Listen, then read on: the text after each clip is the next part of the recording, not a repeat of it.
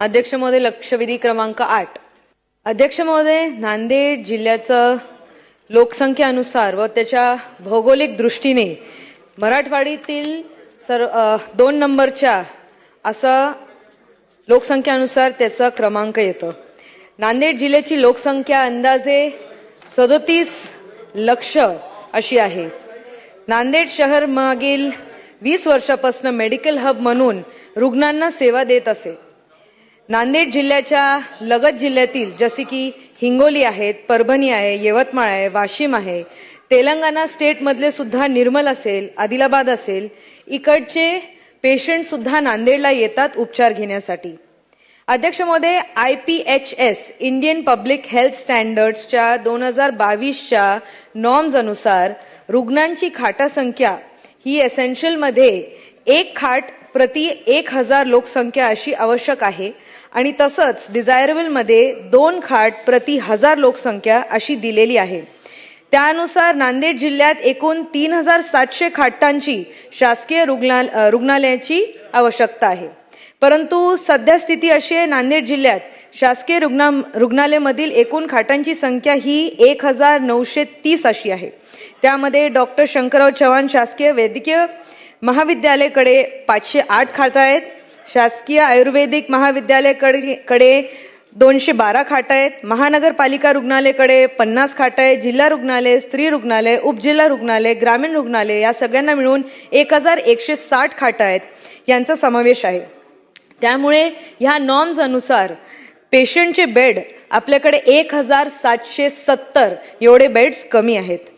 आपण उत्तरात पाहिलंय अध्यक्ष महोदय की इंडोर पेशंट्सचं काउंट 10,000च्या वर आहे आणि 10,000च्या वर पेशंट्स ह्या रुग्णालयात येतात. डॉक्टर शंकरराव चव्हाण शासकीय महाविद्यालय विष्णुपुरी येथे एकूण 508 खाटा मंजूर असून जिल्हा स्तरावर एकमेव टर्शरी केअर सेंटर हे झालेलं आहे. त्या असल्यानेच त्यावर उर्वरित इतका भार होत आहे की त्यामुळे आम्हाला सिव्हिल हॉस्पिटल ह्याची गरज आहे. अध्यक्ष महोदय, सध्या सिव्हिल हॉस्पिटल नांदेड जिल्ह्यात नाही आहे. मागच्याच वर्षी त्या इमारतीला डेमॉलिश केलं गेलं होतं. त्यामुळे माझे स्पेसिफिक प्रश्न असे मंत्री महोदयांना असेल की ह्या सगळ्या माहितीच्या पार्श्वभूमीवर नांदेडला 500 खाटांचं, नांदेडला 500 बेडचं सिव्हिल हॉस्पिटल ह्याची प्रशासकीय मान्यता लवकरात लवकर आम्हाला मिळणार का?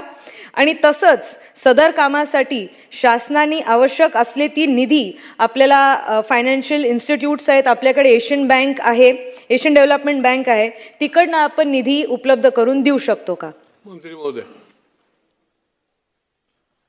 अध्यक्ष महोदय, सन्मान्य सदस्य श्री जया चव्हाण यांनी नांदेडचं जे काही रुग्णालय आहे की ज्या रुग्णालयाचा यापूर्वी सुद्धा प्रशासकीय मान्यता मिळाली होती आणि या प्रशासकीय मान्यता मिळाल्यानंतर त्याला आता प्रत्यक्षमध्ये 500 कॉटचं हॉस्पिटल मंजूर करावं अशा पद्धतीची मागणी या लक्षवेधीच्याद्वारे केली.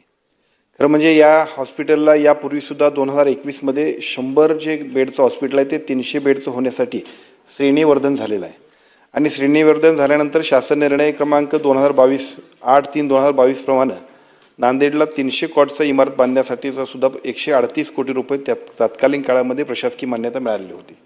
या प्रशासकीय मान्यतेनंतर याचं प्रत्यक्ष काम सुरू झालं नाही आणि त्याच्यानंतर या सगळ्या कामकाजामध्ये परत 9/10/2024ला जिल्हा रुग्णालय नांदेडला 300 कॉटवरून 500 कॉटचा श्रेणीवर्धन करण्यासाठीची मान्यता मिळाली.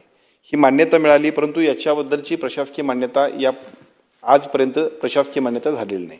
दरम्यानच्या काळामध्ये आम्ही सगळी मंडळी सत्तेत आल्यानंतर आपल्या या सगळ्या एकूण कामकाजाचा आढावा ज्यावेळी आमच्या विभागाच्या वतीने घेतला त्यावेळी राज्याचे मुख्यमंत्री आदरणीय देवेंद्रजी फडणवीस साहेबांकडे याच्याबद्दलच्या 1-2 बैठका झाल्या आणि अगोदरची बांधकामं जी आहेत त्या अगोदरची बांधकामांचीच इतकी देयक आहेत की ती सगळी देयकं आणि त्याच्याबरोबर ती इन्फ्रास्ट्रक्चर पूर्ण व्हायला पाहिजे. म्हणून नवीन ज्यांना प्रशासकीय मान्यता अद्याप दिल्या नाहीत अशा सगळ्या प्रशासकीय मान्यता प्राप्त नसणाऱ्या सगळ्या एकूणच सगळ्या हॉस्पिटलच्या आम्ही म्हणजे ज्याची टेंडर निघाले नाहीत अशा सगळ्या प्रशासकीय मान्यता आम्ही रद्द केल्या. त्याच्यामध्ये 1707 कोटीची कामं होती, त्याच्यामध्ये नांदेडचाही समावेश आहे.